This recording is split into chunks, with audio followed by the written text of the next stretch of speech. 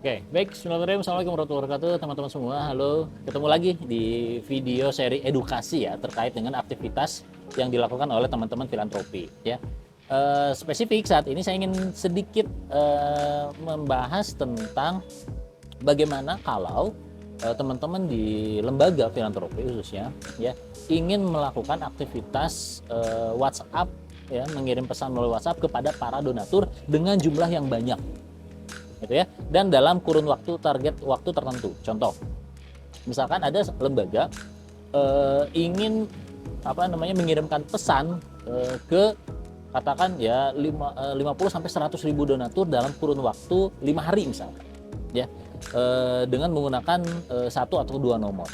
Nah, ini kondisinya bagaimana kalau begini gitu ya. Nah, ini disclaimer dulu, ini berdasarkan dari pengalaman saya dan juga knowledge yang saya pahami begitu ya terkait dengan aktivitas WhatsApp marketing, terutama kalau misalnya kita melakukan aktivitas blasting ke banyak nomor dalam kurun waktu tertentu ya. Yang pertama yang harus kita perhatikan itu adalah kita perlu memahami dulu terkait dengan bagaimana algoritma WhatsApp ini berjalan ya.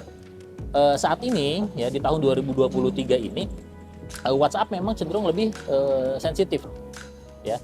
Ketika ada nomor baru yang digunakan untuk melakukan broadcast kepada ribuan nomor, itu potensi akan terblokirnya besar ya. Jangankan bicara tentang ribuan nomor, mengirim ke belasan bahkan ke puluhan bahkan ke belasan nomor saja itu berpotensi untuk diblokir oleh WhatsApp saat ini ya. Maka yang perlu kita perhatikan itu adalah tentang pola kita dalam mengirimkan broadcast ya, pesan kepada donatur dengan jumlah yang banyak. Maka kalau saran saya di awal-awal ini jangan melakukan tiba-tiba dalam satu hari mengirimkan sampai puluhan ribu pesan ya, mengirimkan pesan ke puluhan ribu nomor dari satu nomor. Kenapa? Karena itu berpotensi akan terblok. Itu yang pertama ya. Yang kedua adalah kita bicara juga tentang kenyamanan dari donatur ya. Nah, kalau misalkan kita melakukan aktivitas broadcast apalagi dalam kurun waktu tertentu, dalam kurun waktu 5 hari sampai 1 minggu ya.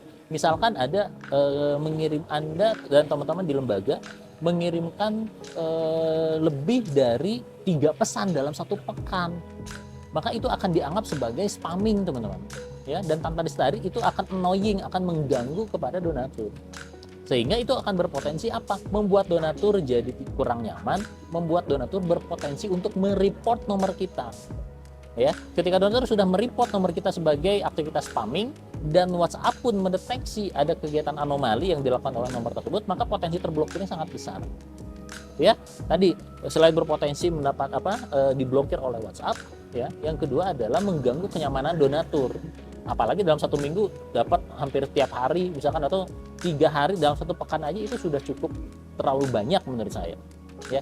Sehingga apa yang harus dilakukan? Yang harus dilakukan itu adalah mengemas pola komunikasi kita ke donatur ya.